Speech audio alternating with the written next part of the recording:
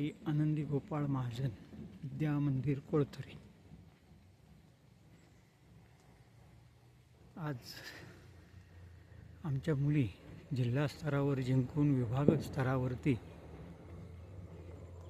निवडून गेल्याबद्दल त्यांचं कौतुक करण्यासाठी शाळेत आलो आहे।